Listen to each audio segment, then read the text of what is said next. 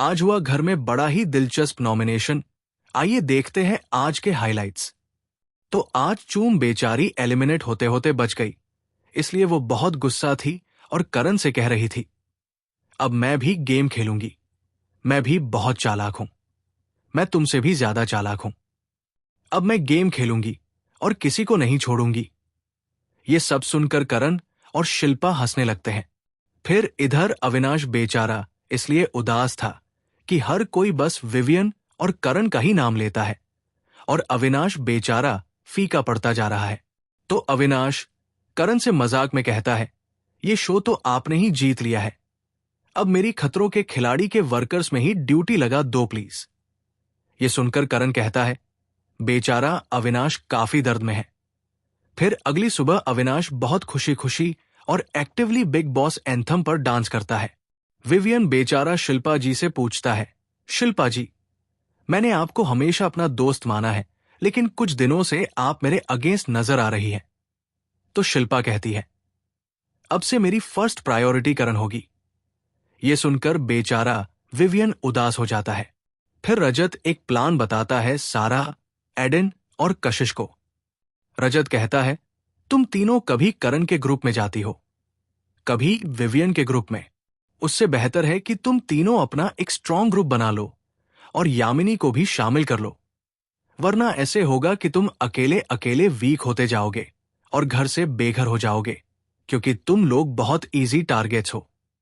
फिर यामिनी करण से पूछती है कि उस दिग्विजय वाली फाइट के बाद कन्फेशन रूम में बुलाकर बिग बॉस ने तुमसे क्या कहा। तो करण बताते हैं कि मैंने अपने ग्रुप को सेव कर लिया और विवियन ने उसके ग्रुप को सेव कर लिया, और हम दोनों ने मिलकर यह निष्कर्ष निकाला कि उस फाइट को बढ़ाने के पीछे सारा का हाथ था। करण यामिनी से कहते हैं, यह बात किसी को बताना मत। लेकिन यामिनी सारा को सब कुछ बता देती है और सारा ये सुनकर रोने लगती है। फिर हुआ नॉमिनेशन का जबरदस्त टास्क, और इस बार भी ओपनली नॉमिनेट करना था, और इस बार टाइम गॉड थे रजत। तो टास्क ऐसा था कि हर कंटेस्टेंट को 2 लोगों को नॉमिनेट करना था, और रजत अपने साथ हर राउंड में किसी एक को सेव कर सकते थे।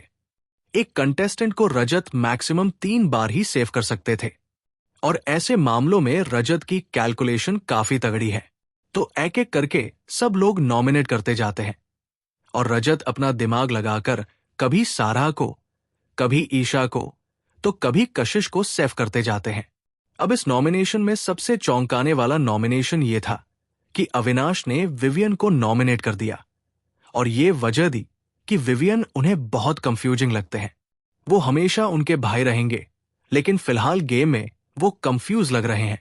ये देखकर करण सीटियां मारने लगते हैं, और दिग्विजय और शिल्पा भी खुश हो जाते हैं, और सारे घर वाले शॉक हो जाते हैं।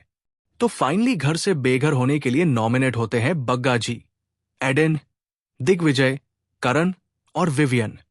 नॉमिनेशन के बाद अविनाश ईशा को बताता है, अगर मेरे रास्ते में ईशा तू भी आ जाए ना, तो मैं तुझे भी नॉमिनेट कर दूंगा।